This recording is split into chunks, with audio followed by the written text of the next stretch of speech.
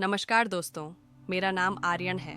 मैं 25 साल का हूँ और एक निजी कंपनी में नौकरी करता हूँ। ये कहानी उस खास वक्त की है जब मेरी माँ की सबसे अच्छी दोस्त नीलिमा आंटी हमारे घर कुछ दिनों के लिए ठहरने आई थीं।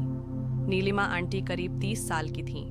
लंबी कदकाठी, गोरा रंग, घने काले बाल जो कंधों तक लहराते थे, बड़ी बड़ी आंखें जो बात करती सी लगती थीं और एक ऐसा आत्मविश्वास जो किसी को भी अपनी ओर खींच लेता। बचपन से मैं उन्हें जानता था, लेकिन इस बार का मिलन कुछ अलग सा था, जैसे कोई पुरानी किताब का नया अध्याय खुल रहा हो। मैं ऑफिस से थका हारा घर लौटा तो देखा माँ हंसते हंसते नीलिमा आंटी से गपशप कर रही थी। आंटी ने मुझे देखते ही मुस्कुराते हुए कहा, अरे आर्यन, पहचान में नहीं आ रहा, कितना बड़ा हो गया है तू। उनकी उस मुस्कान में होठों की लाली और आंखों की चमक ने कुछ ऐसा जादू किया कि मेरा दिल एक पल को धड़क गया। मैं बस शर्माते हुए मुस्कुरा दिया। अगले दिन माँ किसी ज़रूरी काम से बाहर चली गई और घर में सिर्फ मैं और नीलिमा आंटी थे। वो रसोई में कुछ बना रही थी। मैंने पानी पीने का बहाना बनाया और वहाँ खड़ा होकर उन्हें देखने लगा। उनके खुले बाल बार बार चेहरे पर आ रहे थे और वो उन्हें कानों के पीछे करते हुए काम में मशगूल थीं। उस पल समय जैसे रुक सा गया था। सब कुछ धीरे धीरे चल रहा था, जैसे कोई फिल्म का स्लो मोशन सीन। मैंने हिम्मत जुटाई और कहा, आंटी, आपको इतना काम करने की क्या ज़रूरत थी? मैं कर लेता। उन्होंने हंसते हुए जवाब दिया, तू अब बच्चा नहीं रहा आर्यन, लेकिन बातें अभी भी वही पुरानी करता है। उनके लहजे में प्यार भरी चिढ़ थी जो सीधे दिल में उतर गई। शाम को माँ लौट आई और माहौल फिर से सामान्य हो गया, लेकिन मेरे मन में कुछ उथल पुथल सी मची थी। रात को जब सब सो गए, मैं बालकनी में बैठा आसमान देख रहा था। तभी पीछे से हल्की सी आवाज आई, नींद नहीं आ रही? पलट कर देखा तो नीलिमा आंटी थीं, ढीले नाइट गाउन में, बाल खुले हुए और चेहरे पर हल्की सी मुस्कान। मैं थोड़ा घबरा गया। नहीं, बस ऐसे ही बैठा था, मैंने कहा। वो पास आकर बोली, कभी कभी मन की बात किसी से कह देने से दिल हल्का हो जाता है। बता, क्या सोच रहा है? उनकी आवाज़ में अपनापन था और एक अनजाना सा आकर्षण।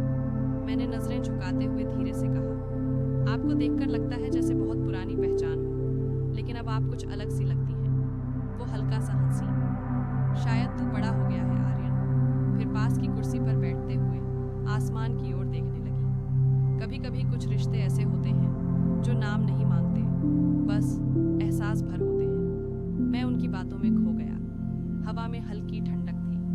बालकनी की मध्यम रोशनी उनके चेहरे पर पड़ रही थी और वो मुझे एक तक देख रही थी।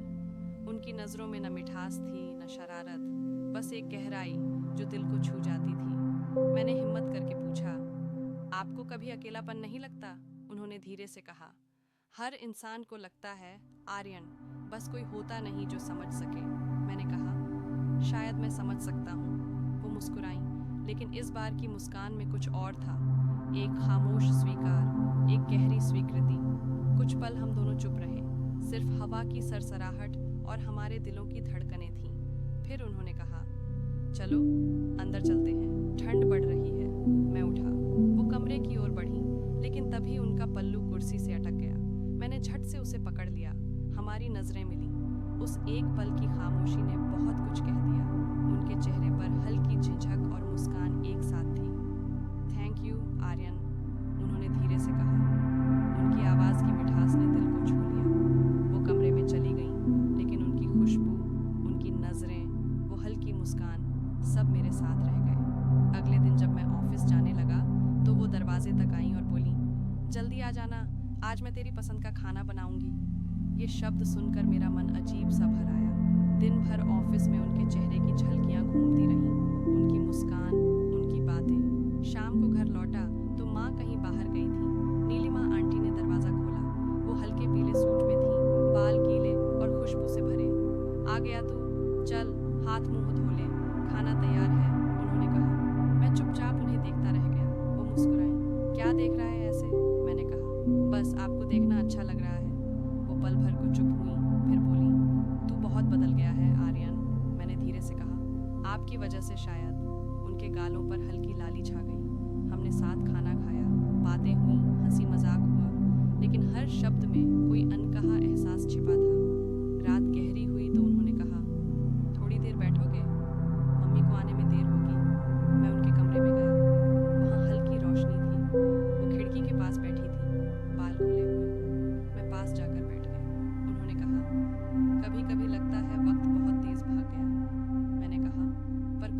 ऐसे भी होते हैं जो यादों में थम जाते हैं। वो मुस्कुराई और खिड़की से बाहर देखने लगी। चांद की रोशनी उनके चेहरे पर पड़ रही थी। मैंने धीरे से उनका हाथ थामा। वो चौंकी, लेकिन हाथ नहीं हटाया। उनकी उंगलियां गर्म थीं। कुछ देर हम ऐसे ही बैठे रहे। फिर वो धीरे से बोली, आर्यन, ये जो कुछ भी हो रहा है, ये सही है या गलत मैं नहीं जानती, लेकिन ये एहसास, ये सच है।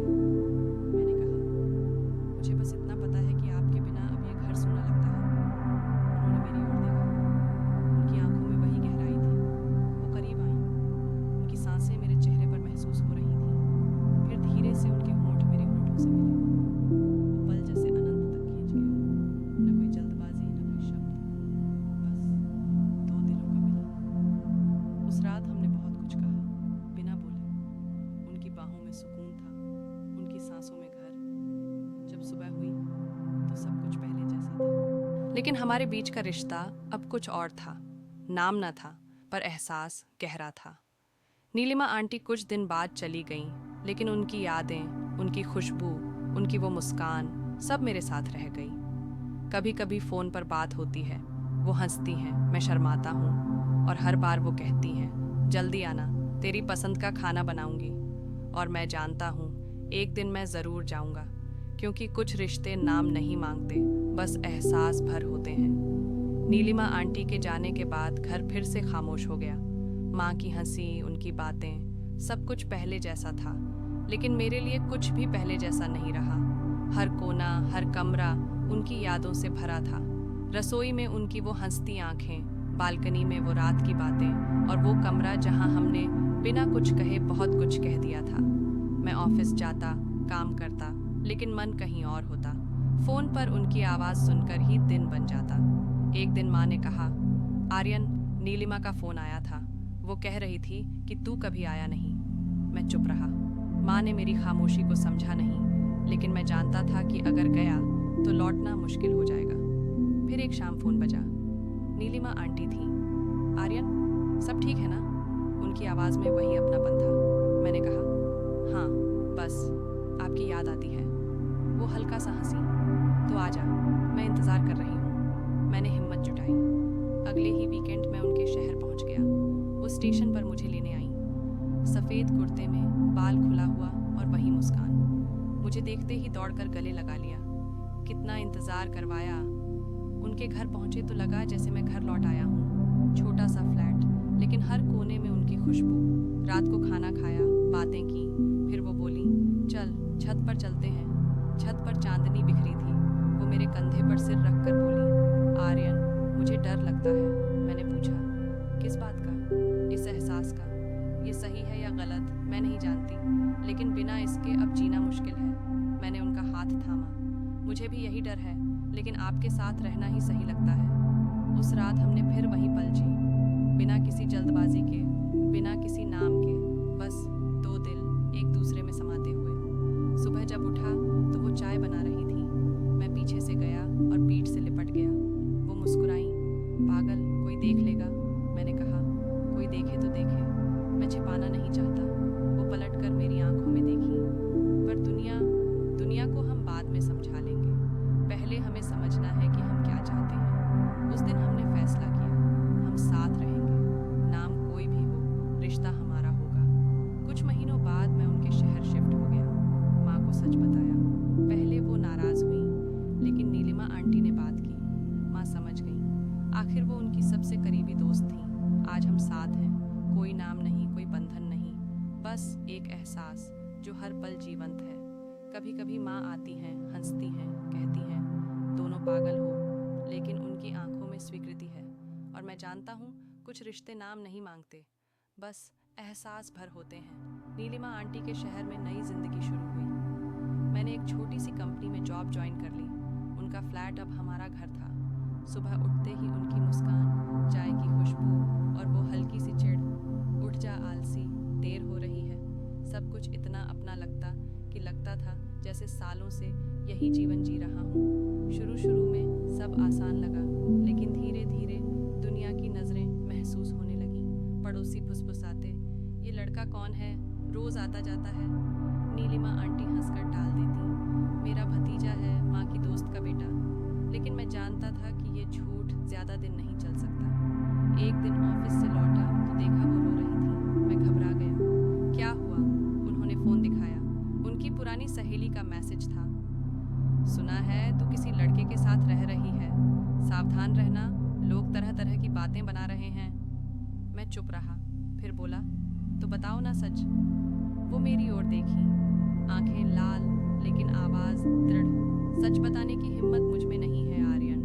न मेरे परिवार को स्वीकार होगा, न समाज को। उस रात हमने लंबी बात की। पहली बार झगड़ा हुआ। मैं चाहता था कि हम शादी कर लें, नाम दे दें इस रिश्ते को। वो डरती थी। मेरी उम्र तुझसे 5 साल ज़्यादा है, लोग क्या कहेंगे, तेरी ज़िंदगी बर्बाद हो जाएगी। मैंने कहा, मेरी ज़िंदगी आप हो, बाकी सब बेकार हैं। फिर भी वो तैयार नहीं हुई। कुछ दिन हम दोनों चुप रहे। घर में खामोशी थी। मैं देर से आता, वो देर से सोती। एक रात मैंने पैकिंग शुरू कर दी। वो कमरे में आई, देखा और फफक पड़ी। जा रहा है? मैंने कहा, अगर आप नहीं चाहती कि मैं रहूं तो चला जाऊंगा। वो मेरे पैरों पर गिर पड़ी। नहीं जा, मैं हार गई। जो तू चाहता है वही करेंगे। अगले हफ्ते हम कोर्ट पहुंचे, सादे कपड़ों में, 2 गवाहों के साथ। कोई रस्म नहीं, कोई मेहमान नहीं, बस एक कागज, एक मुहर, और हम पति पत्नी बन गए। घर लौटे तो वो रो रही थी। मैंने पूछा, बचता रही हो? वो हंसी, नहीं, डर लग रहा है। अब सच में तेरी हो गई। मैंने उन्हें गोद में उठाया और बेडरूम में ले गए, पहली बार पत्नी के रूप में। वो रात अलग थी। अब कोई डर नहीं, कोई छिपाव नहीं, बस हम और हमारा प्यार। धीरे धीरे खबर फैली। माँ को पता चला तो पहले गुस्सा किया, फिर चुप हो गई। एक दिन अचानक घर आई नीलिमा आंटी, अब मेरी पत्नी, डरते हुए चाय ले आई। माँ ने चाय पी, फिर नीलिमा का हाथ पकड़ा और बोली, तुझे खुश देखकर मुझे सुकून है। बस इतना याद रखना, ये लड़का मेरा बेटा है, इसे दुख मत देना। नीलिमा की आंखें भर आईं। माँ ने मुझे गले लगाया। तेरा फैसला था, मैंने स्वीकार कर लिया। समाज ने क्या कहा, पड़ोसियों ने क्या फुसफुसाया, ये सब धीरे धीरे पीछे छूट गया। हमारा छोटा सा घर, हमारी छोटी सी दुनिया। कभी कभी माँ आती, खाना बनाती, नीलिमा को सिखाती, ये आर्यन को पसंद है, ऐसे बनाना। 1 साल बाद नीलिमा ने मुझे सरप्राइज दिया। डॉक्टर के पास ले गई, रिपोर्ट दिखाई, हम 3 होने वाले हैं। मैं स्तब्ध रह गया, फिर उन्हें गोद में उठा लिया। एक बेटी होगी, मैंने कहा। वो हंसी, या बेटा। 9 महीने बाद हमारी बेटी आई। नाम रखा आर्या। माँ ने गोद में लिया और बोली, ये मेरी पोती है। आज आर्या 5 साल की है। सुबह उठते ही दौड़ती है, पापा मम्मा कहाँ हैं? नीलिमा रसोई में होती है, चाय बनाते हुए। मैं पीछे से लिपट जाता हूँ। वो मुस्कुराती है, आर्या देख लेगी। मैं कहता हूँ, देख ले, ये उसकी माँ है, मेरा प्यार है। शाम को हम तीनों बालकनी में बैठते हैं, वही बालकनी जहाँ कभी हम सिर्फ 2 थे। अब आर्या आसमान में तारे गिनती है, नीलिमा उसके बालों में उंगलियां फेरती है और मैं दोनों को देखता हूँ। कभी कभी नीलिमा धीरे से कहती है, याद है जब तू पहली बार आया था? मैं मुस्कुराता हूँ, और तू डरती थी कि दुनिया क्या कहेगी। वो हंसती है, अब दुनिया भाड़ में जाए। और मैं जानता हूँ, सही कहा, क्योंकि कुछ रिश्ते नाम नहीं मांगते, बस एहसास भर होते हैं। और हमारा एहसास अब एक